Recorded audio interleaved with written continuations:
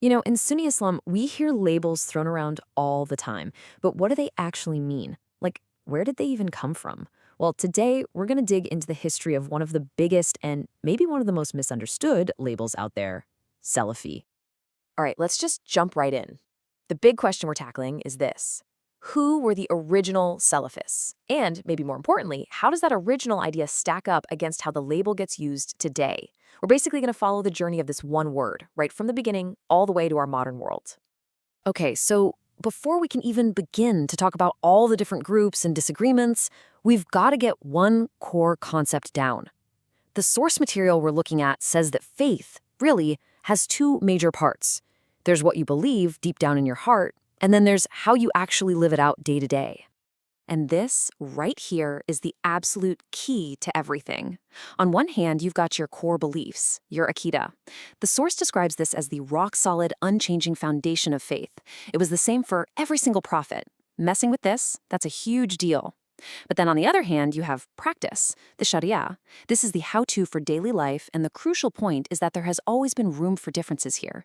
Seriously, getting this split is the launch pad for understanding everything that follows. All right, so if differences in practice are totally fine, when did they first pop up? You might guess, a few hundred years down the line. But no, the source tells us it happened right from the get-go, during the prophet's own lifetime. And what's really important is that nobody saw it as a big deal. And this story just nails the point perfectly. The prophet's companions, they all got the exact same command, but they understood how to act on it in two different ways. One group was like, we gotta pray on time, while the other was like, no, we have to pray at the right place. And the big takeaway? The prophet was fine with both. He didn't tell either group they were wrong. So right there, you see that differences in how you do things were okay. So this is the source's bottom line on this period. That first generation, the companions, they might have prayed a bit differently or done things in slightly different ways. But on the big stuff, the core beliefs, they were completely united. It was only in the next generation, the source argues, that you start to see the first real arguments about akida itself. And this is where things get really interesting. The paths really start to split. As the Muslim community expanded, these differences stopped being just, informal chats between scholars. They started to become organized, formal schools of thought. And they branched out in two main directions, one for law and one, for the very first time, for theology. So first up, let's talk about the schools of law, or fiqh. It all kicked off with two major hubs of learning, Medina and Kufa. They had slightly different vibes. The school in Medina was really all about collecting and narrating traditions, the Hadith. Meanwhile, the school in Kufa, which was the political center, was more focused on figuring out the nitty-gritty legal rules needed to run a state. Eventually, these different approaches grew and evolved into the four famous Sunni schools of law that are still around today. Okay, but while all this was happening with the law schools, something way more intense was brewing on that other path. Theology. This is where we see the first big splits over belief. And remember, this wasn't about the details of how to pray anymore. This was about the core stuff, the aqidah.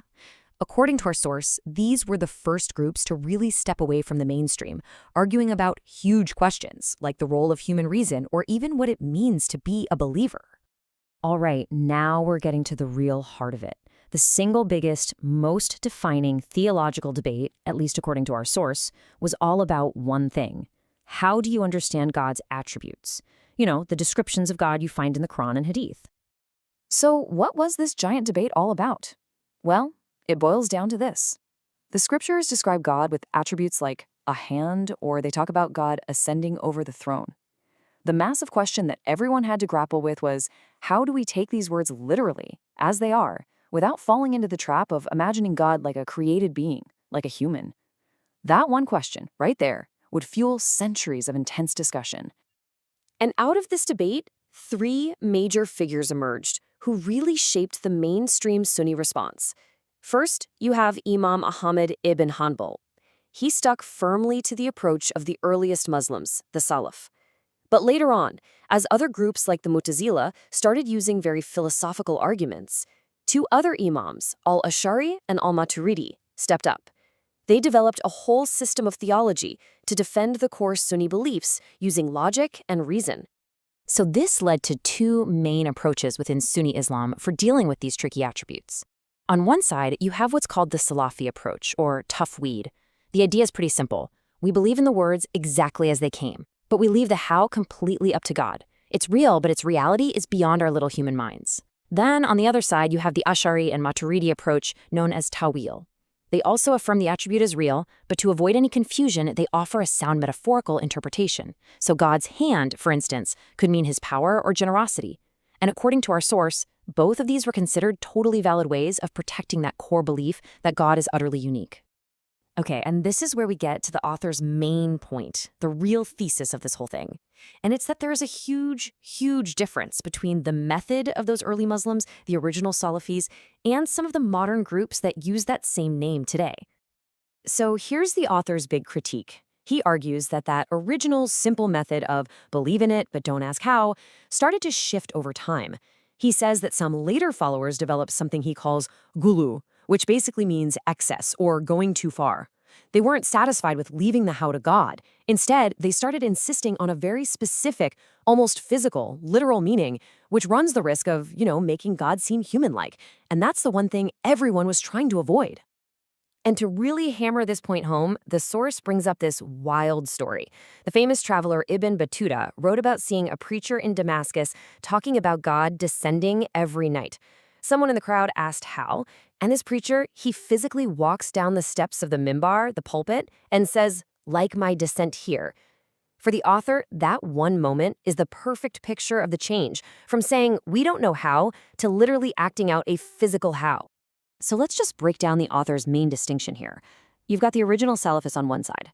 Their method was tafweed, just hand over the how to God. End of story. The focus was on all parts of faith. But the critique leveled against some today's Salafists is that they've leaned into a kind of literalism that risks making God physical. And this leads to this intense focus on questions like, where is Allah? Which the author argues is a major shift from that original cautious approach. So what's the big picture here? Well, the source basically wraps it up like this. To be on the mainstream path, the Ahl al-Haq, you follow one of the accepted schools in both areas of faith. For theology, or aqidah, that means you're in one of three camps: the original Salafi method, the Ash'ari school, or the Maturidi school. And for law, or fiqh, it means following one of the four big ones: Hanafi, Maliki, Shafi'i, or Hanbali. And to really leave an impression, the author ends with this pretty biting analogy. He says that some modern groups have basically slapped the Salafi label onto their movement for branding, even if their methods don't match the original.